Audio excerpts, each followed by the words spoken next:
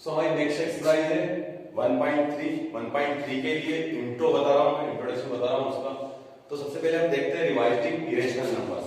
Revising irrational number मतलब irrational number actual होते क्या है। तो इरेशनल नंबर देखो, रेशनल के बारे में दो टाइप के नंबर्स होते हैं, रेशनल और इरेशनल, ठीक है। और दोनों को ही आप नंबर लाइन पे लोकेट कर सकते हो।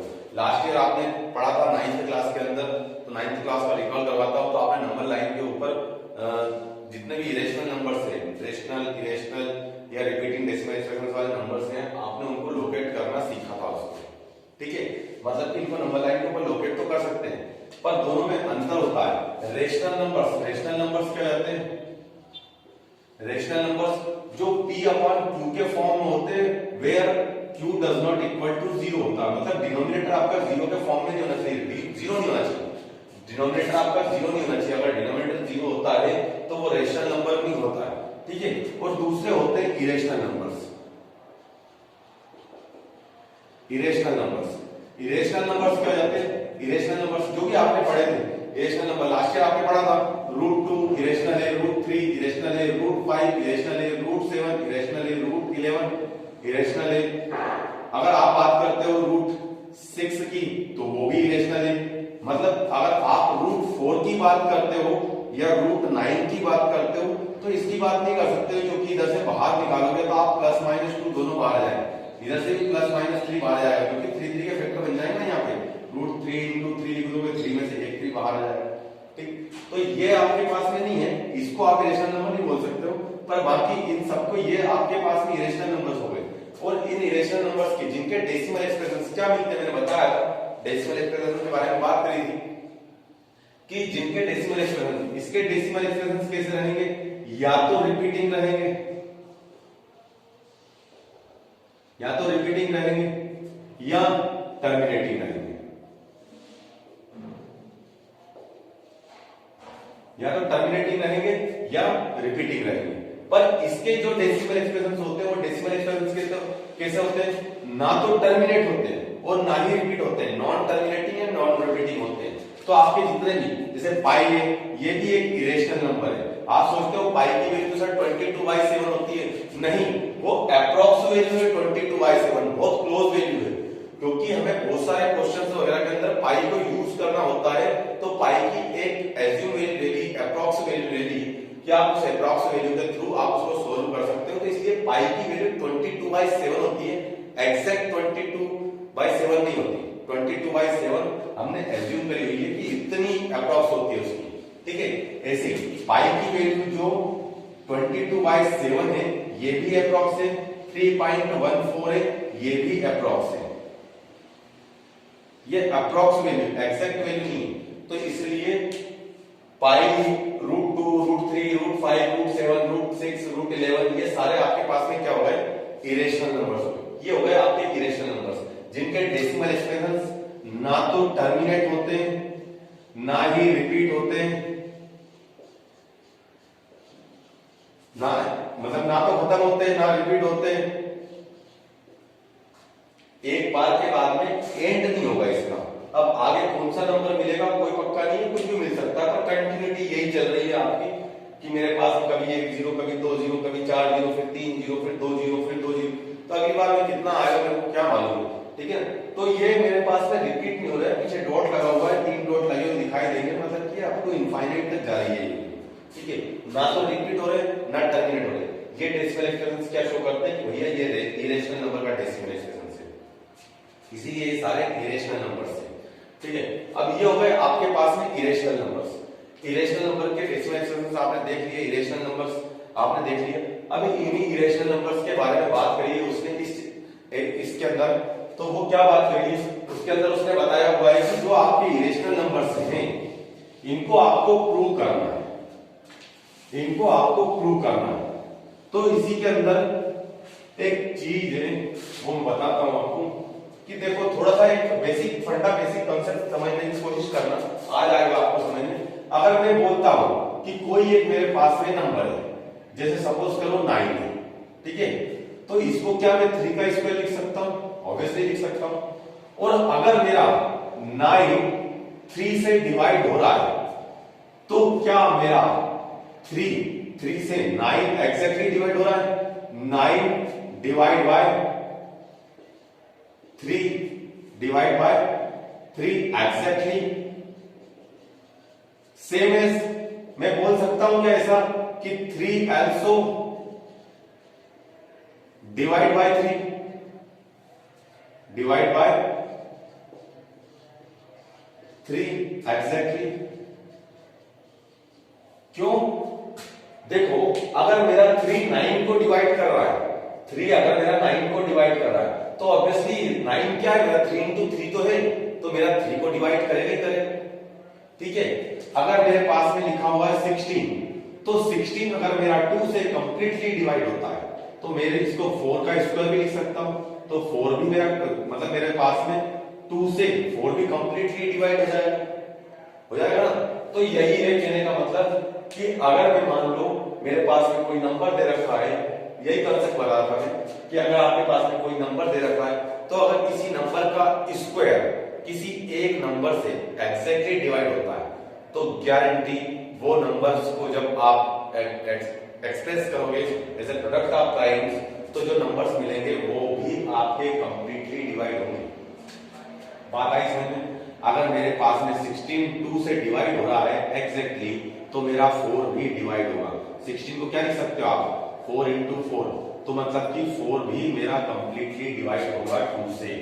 कंप्लीटली किससे डिवाइड हो जाएगा, 2 से। यही है पहले तरीके। अब इसी के बेस पे हम इरेशनल नंबर प्रूव करना सीखेंगे, क्योंकि 1.3 एक्सरसाइज के अंदर आपको 2 टाइप के क्वेश्चंस दिए हुए हैं।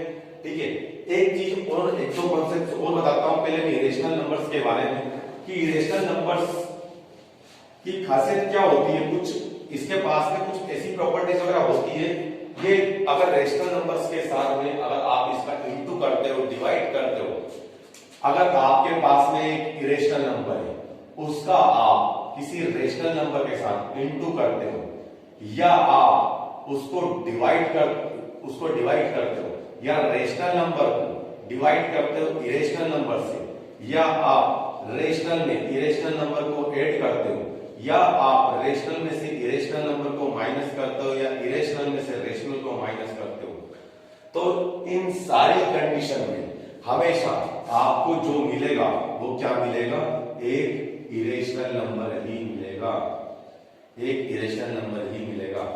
अगर आप 2 में इंटू कर रहे हो √3 का तो 2√3 जाएगा, 2 को डिवाइड कर रहे हो √3 से तो 2/√3 रहेगा, √3 को डिवाइड कर रहे हो 2 से तो √3/2 रहेगा।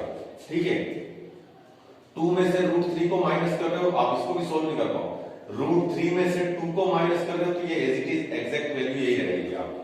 ठीक है ना, क्योंकि अगर आप 1.732 रखते हो तो आपके पास में वो एग्जैक्ट नहीं है, क्योंकि 1.732 √3 की एग्जैक्ट वैल्यू नहीं है। इनका तो डेसिमल एक्सप्रेशन क्या होता है, वो तो ना तो टर्मिनेट होता है ना ही रिपीट होता है, तो एग्जैक्ट वैल्यू नहीं मिल पाएगी हमें। ठीक है, तो ऐसा ही है, अगर आप √3 में प्लस करते हो 2 को तो ये जितने भी आपको मिलेंगे ये सारे आपके क्या मिलेंगे, इरेशनल नंबर मिलेंगे। मतलब इरेशनल नंबर को आप रेशनल के साथ इंटू करो, डिवाइड करो, सब्सट्रैक्ट करो या आप ऐड करो, आपको हमेशा क्या मिलेगा, एक इरेशनल नंबर ही मिलेगा। ये प्रॉपर्टी भी आपको ध्यान में रखनी होगी। ठीक है, तो इन्हीं के बेस पे 2 टाइप के क्वेश्चंस वगैरह मिलेंगे जिन्हें हमें प्रूव करना रहेगा। तो यहाँ पे तो आपको प्रूव करने को मिलेगा कि प्रूव इरेशनल नंबर्स। अब वो इरेशनल नंबर्स आप कैसे प्रूव करोगे ये देखते हैं। ठीक है, तो प्रूव इरेशनल नंबर्स, उसने बोला हुआ है कि prove √2 is an irrational number.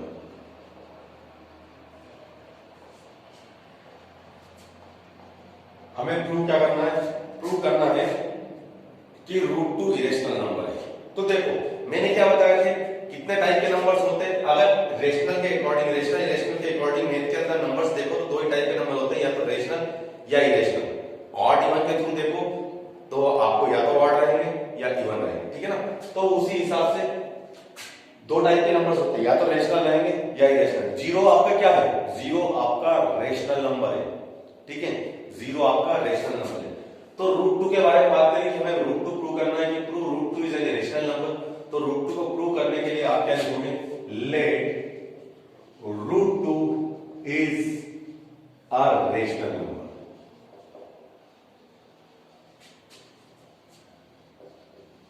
अब देखो रेशनल नंबर दो टाइप के रेशनल नंबर्स होते हैं।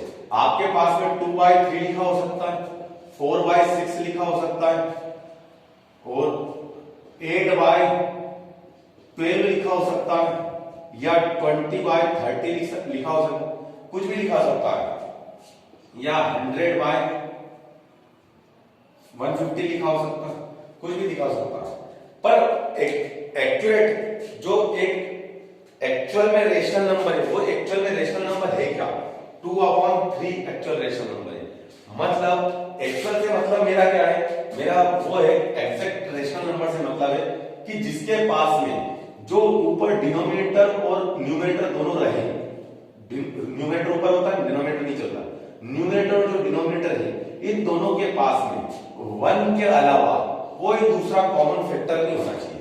आप 2 के फैक्टर्स निकालो, क्या निकाल सकते हो? 2 into 1। 3 के क्या निकाल सकते हो? 3 into 1। तो 1 के अलावा कोई दूसरा कॉमन फैक्टर नहीं होना चाहिए। अगर 1 के अलावा कोई दूसरा कॉमन फैक्टर है तो वो एक प्रॉपर रेशनल नंबर नहीं है, वो इम्प्रॉपर रेशनल नंबर है। प्रॉपर रेशनल नंबर्स ये होते हैं, तो मैं प्रॉपर रेशनल नंबर्स की बात कर रहा हूं।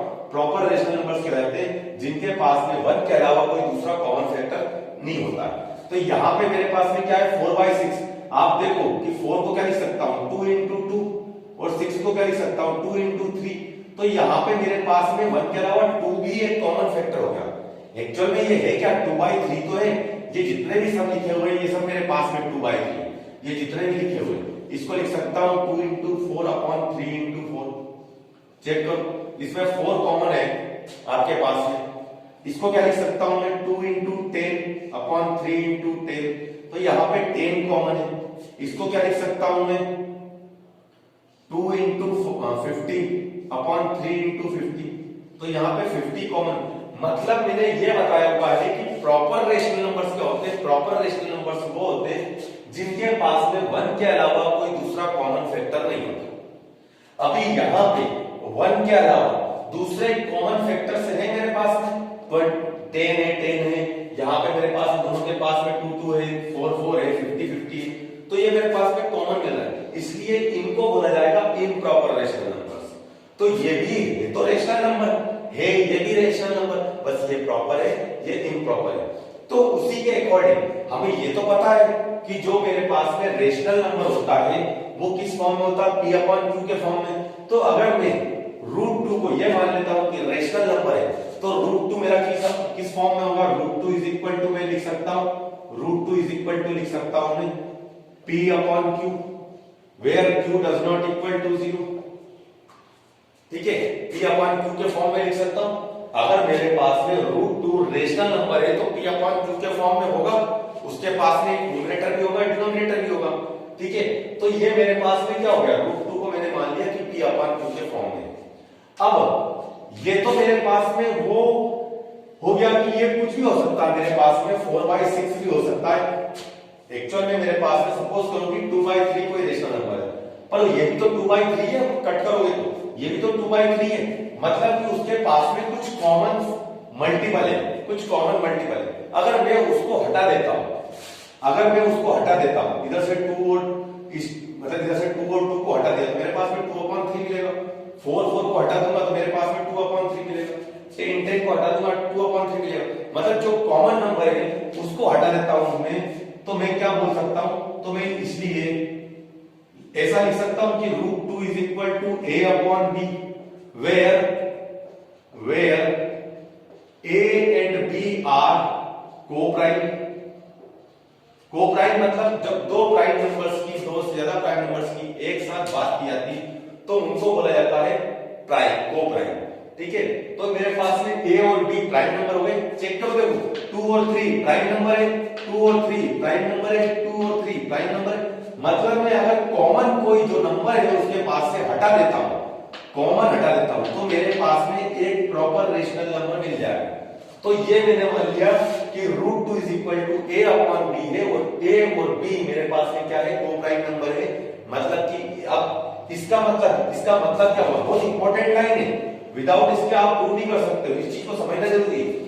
अब उसने बोला हुआ है कि ए एंड बी आर को प्राइम, तो उसने ये बोल दिया है कि अगर ए और बी को प्राइम है तो ए और बी के पास में 1 के अलावा कोई दूसरा कॉमन फैक्टर नहीं है। अब अगर 1 के अलावा कोई दूसरा कॉमन फैक्टर होता है तो जो भी हमने बोला सब कुछ झूठ निकला। अगर हम बोल देते हैं कि यहाँ पे ए और बी के पास भैया कोई कॉमन फैक्टर नहीं है 1 के अलावा, पर अगर 1 के अलावा कोई दूसरा कॉमन फैक्टर निकल के आ गया, दोनों के पास में जो कॉमन फैक्टर निकल के आ गया, ठीक है ना, मतलब दोनों के पास में निकल के आएगा, कॉमन बोल रहा हूं, तो उसका मतलब कि मैंने ये जो चीज बोली थी ये झूठ बोली थी, और ये बोली थी झूठ, तो मतलब कि इसका मतलब ये भी बोला था मैंने झूठ बोला था। ठीक है, अगर ये झूठ बोला था तो दो ही टाइप के तो नंबर होते हैं, अगर मैंने रेशनल बोला था तो ये रेशनल होगा। ठीक है, तो बस इसी के थ्रू हम उसको प्रूव करेंगे कि हमारे पास में हमने मान लिया कि भैया जो 2 है, √2 मेरे पास में दे रखा है, वो √2 एक रेशनल नंबर है, और रेशनल नंबर है तो वो p/q के फॉर्म में होगा। जहां से मैंने कॉमन नंबर्स को हटा दिया तो √2 = a/b हो गया, और a/b अब मेरे पास में जो बचा हुआ है वो को प्राइम नंबर्स बचे हुए, a और b दोनों ही को प्राइम। अब उनके पास में 1 के अलावा कोई दूसरा कॉमन फैक्टर नहीं है। अब आगे आगे आगे बढ़ते हैं। अब इसको मैं सोल्व करता हूं तो मैं इसको लिख सकता हूं √2b = अब वो कॉन्सेप्ट आने वाला है कि जिसको मैंने थोड़ी देर पहले बताया था, वो कॉन्सेप्ट अब यूज होगा थोड़ी देर बाद। ठीक है, तो अब इसके बाद में इसको सोल्व करता हूं तो मैं स्क्वायरिंग ऑफ बोथ साइड करूं, स्क्वायरिंग ऑफ बोथ साइड। अगर मैं स्क्वायरिंग ऑफ बोथ साइड करता हूं तो मैं इसको लिख सकता हूं √2b का स्क्वायर = a स्क्वायर। √2 का स्क्वायर करोगे तो क्या मिलेगा 2, b स्क्वायर करोगे तो b स्क्वायर = a स्क्वायर। ठीक है, इसका मतलब क्या हुआ, b स्क्वायर = a स्क्वायर 2, ये हुआ। अब आप इस चीज को समझो, ये जो मेरे पास में आया इसको समझने की कोशिश करो। इसका मतलब क्या हुआ, इसका मतलब ये हुआ कि मेरा 2 एग्जैक्टली a स्क्वायर को डिवाइड कर रहा है, तब जाके मुझे b स्क्वायर मिल रहा है। a स्क्वायर को कंप्लीटली 2 डिवाइड करेगा तभी तो मेरे को b स्क्वायर मिलेगा। और थोड़ी देर पहले मैंने बताया था कि अगर मेरा 9 को डिवाइड 3 कर रहा है तो वो 3 × 3 अगर लिखा हुआ होगा तो वो 3 को भी डिवाइड करेगा। इसका मतलब कि अगर मेरा 2 a स्क्वायर को डिवाइड कर रहा है तो इसका मतलब है कि मेरा जो 2 है वो a को भी कंप्लीटली डिवाइड करेगा, तभी तो मेरे को b स्क्वायर मिलेगा भैया। इसको सॉल्व करूंगा तभी मेरे को b स्क्वायर मिलेगा, यही है ना इसका मतलब। तो इसका मतलब यही है, तो मतलब कहने का ये क्या है कि यहाँ पे 2 मेरा a स्क्वायर को डिवाइड कर रहा है, और अगर 2 a स्क्वायर को कंप्लीटली डिवाइड कर रहा है, एग्जैक्टली डिवाइड कर रहा है, तो इसका मतलब 2 मेरा a को भी डिवाइड कर रहा है इसके अकॉर्डिंग। अगर 2 a को डिवाइड कर रहा है तो मैं बोल सकता हूं कि बाय दिस आप बोल सकते हो कि 2 divide, if 2 divide a square then 2 divide a also। ठीक है, 2 अगर मेरा a स्क्वायर को डिवाइड कर रहा है तो 2 a को भी डिवाइड करेगा। इसका मतलब कि अगर मेरा 3 को डिवाइड करेगा, 3 मेरा 27 को डिवाइड करेगा, 3 मेरा 9 को भी डिवाइड करेगा, किसी को भी डिवाइड करेगा, तो जिसको भी 3 डिवाइड करेगा उसका फैक्टर 3 हो जाएगा। जिसको मेरा 2 डिवाइड करेगा उसका फैक्टर 2 हो जाएगा। तो यहां पे मेरा 2 किसको डिवाइड कर रहा है, a को डिवाइड कर रहा है, तो 2 किसका फैक्टर हो गया, a का फैक्टर हो गया, तो a का फैक्टर 2 हो गया ना। अब आगे बढ़ते हैं। ठीक है, तो अगर मेरे पास में 2a का फैक्टर हो गया तो मैं इससे इसको कट कर दिया, या इसको कट कर दिया, तो कट करने के बाद में जैसे मेरे पास में कुछ नंबर मिला हुआ है कि अगर मेरे पास में यहां पे देखो कि सपोज करो 81 था, ठीक है, 81 था, दैट इज 9 स्क्वायर था, तो 9 स्क्वायर मेरा 3 से कंप्लीटली डिवाइड हो रहा था, तो इसका मतलब मेरा 9 3 से डिवाइड हो जाएगा। अगर 9 3 से डिवाइड हो जाएगा तो मैं 9 को ऐसा लिख सकता हूं 3 × 9। इस 9 को ऐसा लिख सकता हूं कि एक तो ये फैक्टर लिख दिया जिससे डिवाइड हो रहा है, बाकी का जो बच गया, और इसको मैं इसको मैं कुछ मान सकता हूं कि अगर ये कोई भी नंबर बच सकता है मेरे पास में, कोई पक्का नहीं है ना, तो मैं इसको सी मान लेता हूं। एक नया नंबर मान लिया मैंने सी। बात आई समझ में? नहीं आई? चलो नहीं आई। कहने का ये है कि अगर मेरा 2a² को डिवाइड कर रहा है तो 2a को डिवाइड करेगा। अगर 2 मेरा a को डिवाइड करेगा तो सपोज करो कि 2 मेरा 16 टू द 32 को डिवाइड कर रहा है। ठीक है, 32 को डिवाइड कर रहा है। तो अगर मैं इसको ऐसा लिखूं कि 2 into 16 तो चलेगा। अब ये 16 हो सकता है मेरे पास, हो सकता है कि वो 8 को डिवाइड कर रहा हो 2, तो मैं इसको लिख सकता हूं 2 into 4 लिख सकता हूं। तो ये 4 हो गया। मतलब कि ये मेरे पास में, मैं इस नंबर को एज्यूम करने वाला हूं कि वो हो सकता है कि जैसे मेरे पास में 2 अगर a² को डिवाइड कर रहा है तो 2 a को भी डिवाइड कर रहा है। अगर a को डिवाइड कर रहा है तो 2 मेरा फैक्टर हो जाएगा a का, तो मैं a को लिख सकता हूं 2c।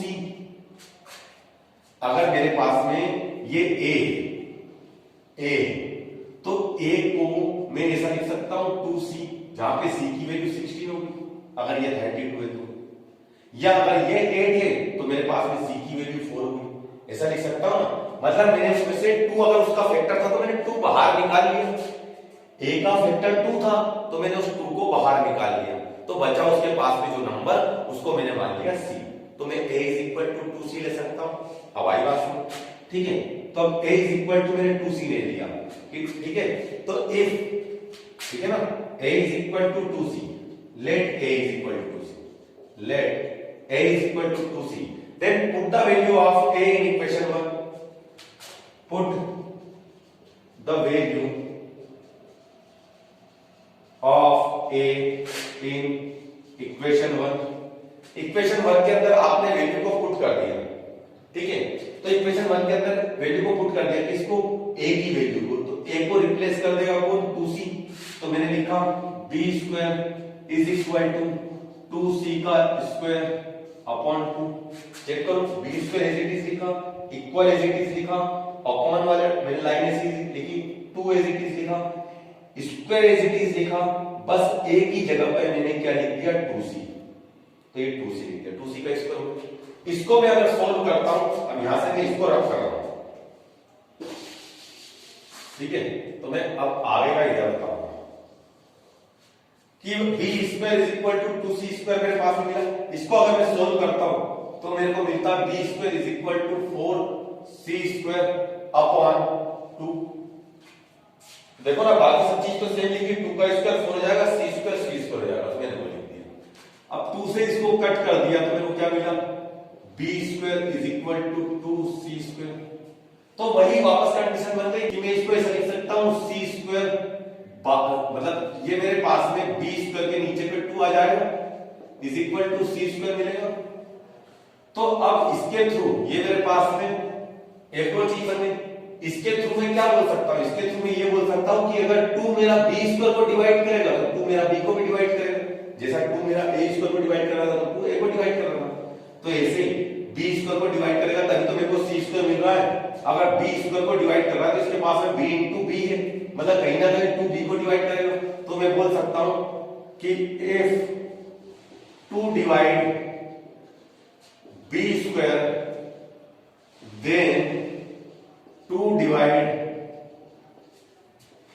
b also, so 2 is,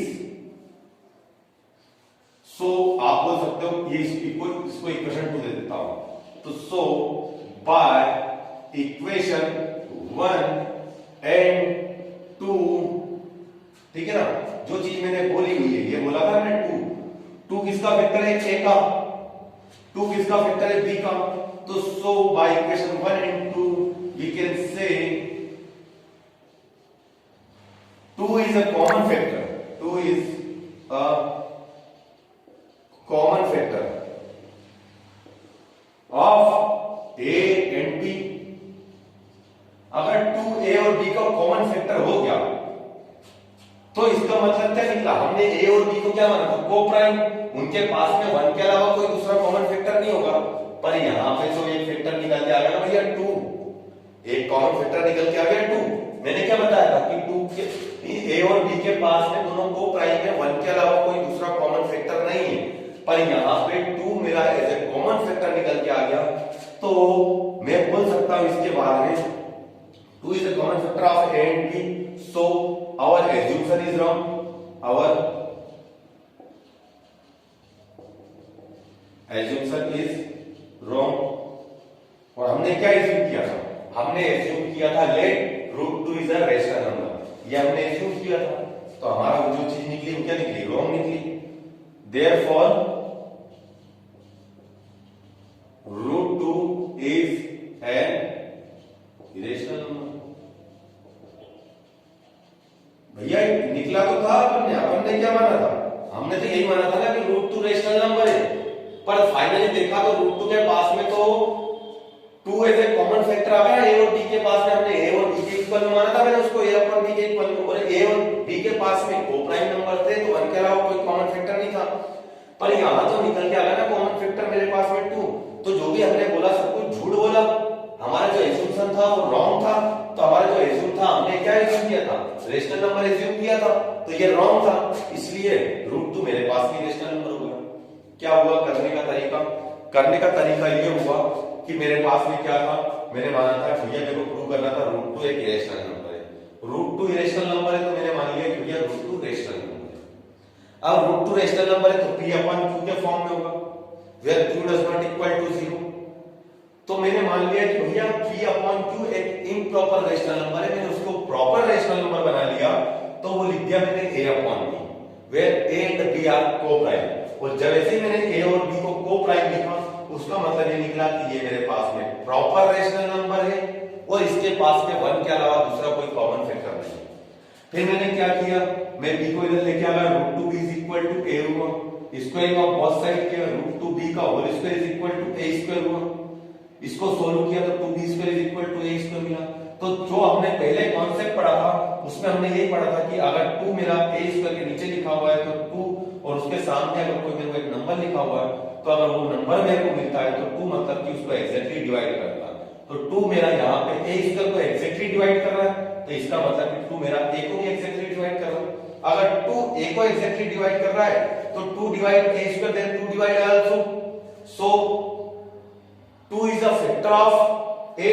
चाहो तो आप ये लिख सकते हो, नहीं भी लिखोगे चलेगा, ठीक है। तो अब आपने क्या मान लिया कि let a is equal to 2c, क्योंकि 2 उसका फैक्टर था तो आपने 2 बाहर निकाल दिया, जो बाकी का नंबर था उसको c लिख दिया, a is equal to 2c हो गया। Put the value of a in equation 1, equation 1 के अंदर आपने a की जगह पे वैल्यू को पुट कर दिया।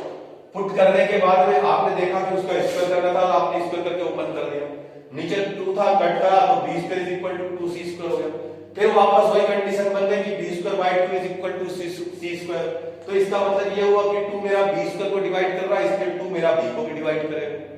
अगर 2 b को भी डिवाइड करेगा तो 2 b स्क्वायर को डिवाइड करेगा तो 2 b को भी डिवाइड करेगा। So by equation 1 and 2 we can say that कि 2 is a common factor of a and b, a और b का कॉमन फैक्टर हो गया 2। तो हमने जो एज्यूम किया था कि ये दोनों को प्राइम है, वो गलत बात एज्यूम कर ली हमने कि हमारा एज्यूम्पशन इज रॉन्ग, और हमने फाइनली जो एज्यूम किया था स्टार्टिंग में वो इरेशनल नंबर एज्यूम करके हम चले थे। तो जब रेशनल नंबर है नहीं, दोनों के पास में कॉमन फैक्टर निकल गया, तो फिर ये रेशनल नंबर नहीं निकला, क्योंकि हमारे पास में कोप्राइम थे दोनों नंबर्स, इसलिए ये रूट 2 क्या हो गया? इरेशनल नंबर्स हो गए। ऐसे क्वेश्चंस जब रूट 3 के लिए करोगे तो आपके पास में सॉल्व करते जाओगे, a is equal to 3c मिलेगा, फिर आपके पास में 3 कॉमन फैक्टर मिल जाएगा। 5 के लिए रूट 5 के लिए करोगे तो 5 कॉमन फैक्टर मिल जाएगा, a is equal to 5c लेके सॉल्व करोगे। तो तरीका यही रहेगा, सिर्फ आपके नंबर्स चेंज होंगे, और 1 2 3 4 नंबर्स के बारे में जब आप मेहनत करोगे इनके ऊपर तो आपको बड़ी आसानी से ये क्वेश्चन आ जाएगा, ठीक है। क्योंकि वैसे भी मैं जब हम एक्सरसाइज स्टार्ट करेंगे तो एक्सरसाइज के अंदर भी मैं एक बार क्वेश्चन को बताऊंगा, ठीक है। तो जैसा ये रूट 2 हुआ वैसे ही रूट 3 के लिए, रूट 5 के लिए, रूट 7 के इनके लिए भी आप सॉल्व कर सकते हो, ठीक है। तो इसको आप नोट कर लें, ठीक है ना। नेक्स्ट कॉन्सेप्ट है हमारा कि इरेशनल नंबर सिर्फ वही नहीं होता है, मैंने बताया था कि इंटीजर सिर्फ आप रूट 2 को रूट 3 को इरेशनल नंबर को जरूरी नहीं सिर्फ वही इरेशनल नंबर हो। इरेशनल नंबर किसी भी रेशनल नंबर के साथ में ऐड हो, सब्सट्रैक्ट हो, डिवाइड हो, इनटू, तो भी आपको इरेशनल नंबर मिलता है। यहाँ पे सब्सट्रैक्शन के बेस पे हम एक क्वेश्चन देख रहे हैं, तो उसने बताया होगा कि show that 5 - √3 is a natural number. तो करना क्या है इस क्वेश्चन के अंदर, इस क्वेश्चन के अंदर पहले ये देखना कि मार्किंग कितनी है इसकी। अगर एग्जाम में क्वेश्चन आता है तो आप ये देखना मार्किंग कितनी है।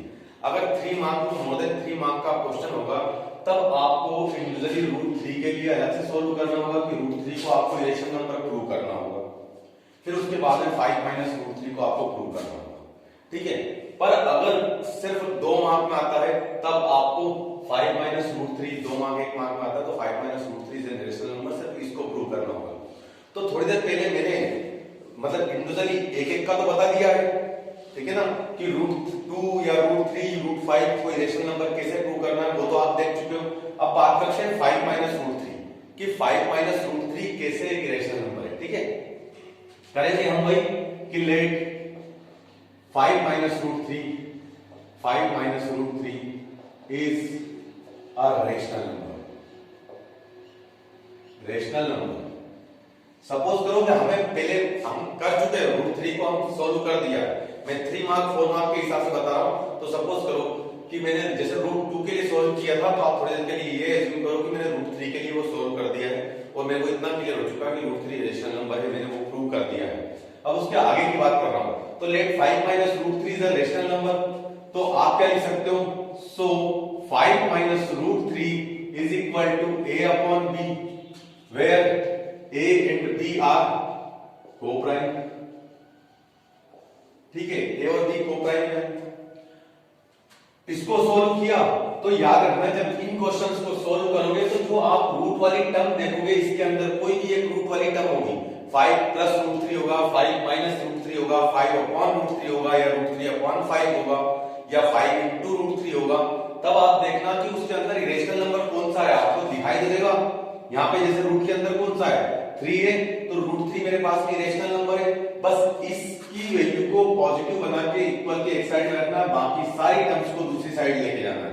तो अगर मेरे को √3 इसको पॉजिटिव बनाना है क्योंकि अभी नेगेटिव है, तो √3 को मैं इधर लेके आ जाऊं, तो मैं √3 को इधर लेके आ गया, तो क्या हो गया मेरे पास में a/b + √3 इज इक्वल टू 5। पर मैंने बताया हुआ है कि सिर्फ √3 को आपको एक साइड रखना है, बाकी सारी टर्म्स दूसरी साइड चली जाएगी। तो √3 इज इक्वल टू आपको क्या मिला 5 - a/b। इसको सोल्व किया तो क्या मिला √3 is equal to 5b - a/b। तब आपका रिटर्न वर्क क्या रहेगा, यहां पे आपने इतना कर दिया, इसके बाद बोलोगे आप, इसके बाद में आपका क्या रहेगा, क्योंकि आप √3 को प्रूव कर चुके हो कि √3 रेशनल नंबर है और √3 रेशनल नंबर है, उसको प्रूव कर चुके हो, तो लास्ट में आपने जब इसको सोल्व किया तो √3 इज इक्वल टू ये सब कुछ आया, तो आप लिखोगे कि we know very well that we know very well that √3 is an irrational number.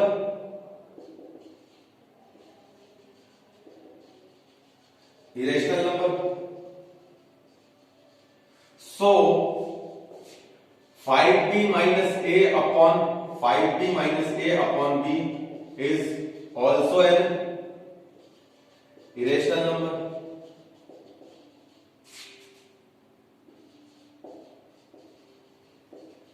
अगर देखो कि √3 हम जानते हैं बहुत अच्छे से कि √3 रेशनल नंबर है, हमने थोड़ी देर पहले प्रूव किया था, √3 रेशनल नंबर है तो 5b minus a upon b irrational number होगा। अगर ये मेरे पास में इरेशनल नंबर होगा तो आप देखो ना इसके अंदर सिर्फ a और b ही आपके पास में नंबर हाइड है, इसके अलावा 5 तो क्लियर दिखाई दे रहा है। और हमने क्या पढ़ा हुआ है कि इरेशनल नंबर तब मिलता है जब इरेशनल नंबर किसी भी रेशनल नंबर के साथ में इनटू करे डिवाइड करे, हमेशा एक रेशनल नंबर ही मिलता है, ठीक है। तो यहाँ पे मेरे पास में सब्सट्रैक्ट भी हो रहा है, इनटू भी हो रहा है, डिवाइड भी हो रहा है, तो भी मेरे को मिलना क्या है, एक इरेशनल नंबर ही मिलना है, क्योंकि ये इरेशनल नंबर के इक्वल में है, मतलब ये पूरा इरेशनल नंबर है। अगर ये पूरा इरेशनल नंबर है तो इसका मतलब a और b मेरे पास इरेशनल नंबर है। अगर a भी इरेशनल नंबर है तो मेरे पास में 5 माइनस √3 इरेशनल नंबर है। आपको क्या करना है, आपको तो सिर्फ इतना किया कि we know very well that √3 is an irrational number, so 5b minus a upon b is an irrational number. Therefore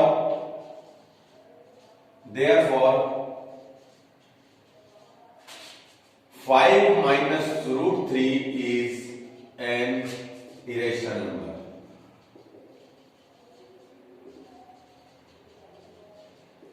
देखो क्या इतना है, ये खत्म हो गया, ठीक है ना, ये आपने प्रूव कर दिया।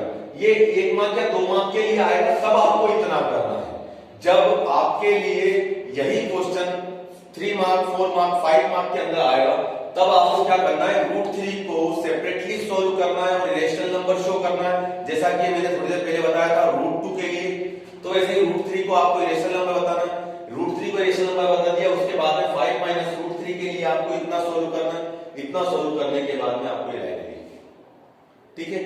और जैसे हमने रूट 3 को कर दिया था, उसके बाद में इधर क्या किया, इन क्वेश्चंस को सोल्व करने का, जब आपके पास में 2 से ज्यादा टर्म्स अपॉन में, डिवाइड में, इनटू में, प्लस में, माइनस में, ऐसे कोई टर्म वगैरह होती है आपके पास, तो आप ये देखना कि उसके अंदर रूट किसके ऊपर, कौन सा ऐसा नंबर है जिसके ऊपर रूट लगा हुआ है, कौन सा उसके अंदर इरेशनल नंबर है। उस इरेशनल नंबर को पॉजिटिव बना के एक साइड रखना, बाकी सारी टर्म्स को दूसरी साइड लेके जाना। और दूसरी साइड लेके गए तो अब आप उसको प्रूव करना कि रूट 3 इरेशनल नंबर है, तो ये इरेशनल नंबर होगा, ये है, तो ये चीज कहां से आई थी, यहीं से तो आई थी, इसलिए 5 minus root 3 is an irrational number, ठीक है। बस यही था इसका कॉन्सेप्ट वगैरह। इसके बाद में हम क्वेश्चंस करेंगे, तो एक्सरसाइज के क्वेश्चंस वगैरह करेंगे, ठीक है। तो नेक्स्ट हम एक्सरसाइज स्टार्ट करेंगे। इसके अलावा जो आपके पास में नेक्स्ट क्वेश्चन भी अगर दिया हुआ है तो उसमें 3 रूट 2 दिया हुआ है, तो अगर मान लो जैसे नेक्स्ट क्वेश्चन, नेक्स्ट एग्जांपल दिया हुआ है, एग्जांपल 11, तो 11 के अंदर उसने क्या दिया हुआ है कि आपको 3 रूट 2 को इरेशनल नंबर प्रूव करना है। तो 3 रूट 2 को करना, रूट 2 को आप प्रूव कर चुके थे, इसके इक्वल में a अपॉन b लिखोगे। तो अब देखो कि आपके पास में ये 3 उधर चला जाएगा, तो root 2 is equal to a upon 3b हो जाएगा। बस रूट 2 इरेशनल नंबर है, इसलिए ये इरेशनल नंबर है, ये इरेशनल नंबर है, तो ये इरेशनल नंबर करना यही, ये 2 स्टेप में हो जाएगा। यहाँ पे आपके पास में रूट 3 इज इक्वल टू आ जाएगा, रूट 2 इज इक्वल टू आ गया। आपने इसको इरेशनल नंबर बोला था, यहाँ पे इसको इरेशनल नंबर बोलो। उसके बाद में ये किसके अकॉर्डिंग आया था, जहां से निकल के मेरे पास में आया था 5 माइनस रूट 3 से, तो वैसे ये मेरे पास में 3 रूट 2 से निकल के आया था, 3 रूट 2 इरेशनल नंबर होगा। सिंपल है, सारे क्वेश्चन से ऐसे ही हैं। आपको कंसंट्रेट इसी चीज पे करना है कि आपको दिया क्या है प्रूव करने के लिए, बस वही चीज प्रूव करनी है। कितने मार्क का क्वेश्चन है इस पे कंसंट्रेट करना है। अगर 3 मार्क 4 मार्क का क्वेश्चन है तो आपको रूट 3 को रूट 2 को सेपरेटली सोल्व करना है, उसको प्रूव करना, उसके बाद में इसको प्रूव करना, ठीक है। यहाँ पे एक्सरसाइज ओवर होती है हमारी। अगर आपको समझ में आता हो तो प्लीज सब्सक्राइब द चैनल, ठीक है फ्रेंड्स, थैंक यू।